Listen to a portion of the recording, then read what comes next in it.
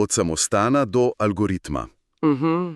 Predstavljajte si, 15 let je bil frančiškan, potem pa stopi nazaj v svet in potegne, recimo kar drzne vzporednice. Zelo drzne, res. Raziskujemo torej to pot, veste, od samostanskega reda do tega, kar on opiše kot nekakšen digitalni red algoritmov. Ja, v bistvu je osrednja ideja knjige prav ta primerjava. Dva svetova postavlja vzporedno. Katera? Na eni strani imamo tradicionalni samostan, torej prostor duhovnosti pa skupnosti, preprostega življenja, kjer je odnos do avtoritete pa tudi do stvarstva zelo oseben. Razumem. In na drugi strani? Na drugi strani pa avtor analizira recimo sodobne globalne agende, kot je Agenda 2030 Združenih narodov s temi cilji trajnostnega razvoja. Aha. In sisteme, ki jih on vidi kot nekakšen nov, ampak neosebni, globalni samostan. Globalni samostan. Ki naj bi temeljil na podatkih, pa tehnologiji in, centraliziranem upravljanju. Poglejva najprej, kako opisuje to samostansko življenje. Zvani, strogo, ampak tudi skoraj idilično. Na nek način, ritem zvonca, molitev, delo, obroki, tišina. Poudarja pomen bratstva, te medsebojne podpore.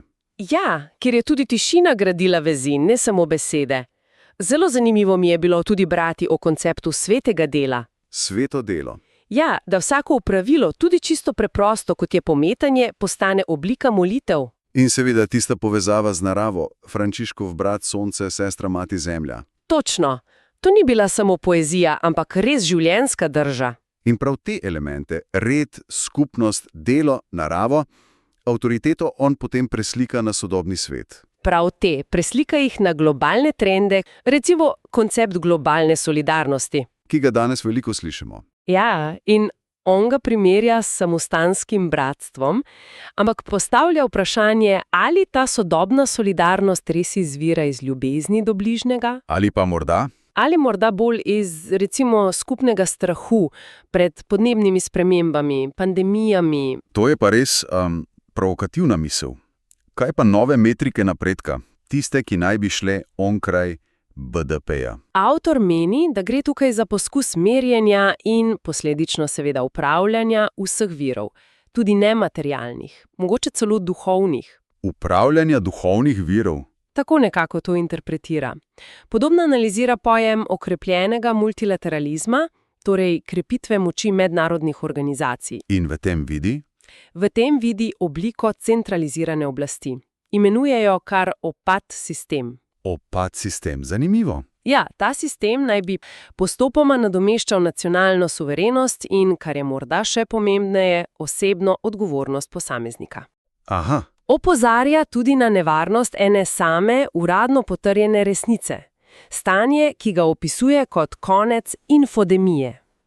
Torej, zatiranje drugačnih pogledov v imenu boja proti dezinformacijam. Nekako tako, ja. Posledica pa naj bi bila izguba osebne presoje.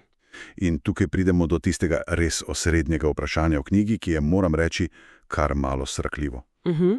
Ali nezavedno vstopamo v nek nov, tehnološki samostan, kjer algoritem postaja nekakšen novi neosebni bog. Bog v stroju. Ja, bog, ki nam v zameno za varnost, udobje, reševanje kriz, jemlje svobodo in zahteva naše podatke. Tisti klik na strinjam se. Prav to. To je ta prehod, ki ga imenuje od brata sonca do boga v algoritmu. V delih knjige, ki jih naslavlja totalke, potem razvija tezo o, kot pravi, sistematični razgradnji starega reda. Starega reda misli nacionalne države, tradicijo? Ja, nacionalne države, tradicionalne vrednote, osebno avtonomijo.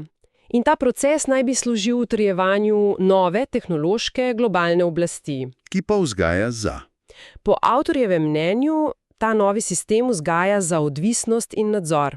Še več, celo uboštvo naj ne bi bilo več le nek socialni problem, lahko bi postalo orodje za upravljanje in kontrolo prebivalstva v tem novem redu. Seveda, seveda. Knjiga Od samostana do algoritma je torej res drzna. Verjetno za marsikoga tudi kontroverzna primerjava. Vsekakor. Ampak zdi se, da Ne gre samo za kritiko sodobnih sistemov, bolj za klic k nekakšnemu notranjemu prebujenju. Točno, k iskanju notranje svobode, ne glede na zunanje strukture, pa naj bodo te verske ali tehnološke narave. In s čim zaključi? Kakšna je končna misel? Z zidovi in pravili ter ta novi, domnevni globalni red z algoritmi in nadzorom. Torej strukture, ki omejujejo. Tako nekako, strukture, ki omejujejo. Katera od njih potem takem zares osvobaja? Dobro vprašanje. Ja, in namiguje, da prava svoboda morda ni v izbiri zunanjega sistema, ampak v odkritju nečesa globljega v sebi, tega, kar imenuje preprosto jaz. Tisto jedro posameznika, ki presega vsako vlogo, vsak podatek, vsak algoritem. Torej, vprašanje, ki ostane za vsakega od nas. Ostaja, kje najti svojo pot v svetu, ki po mnenju tega avtorja vse bolj spominja na globalni tehnološki samostan.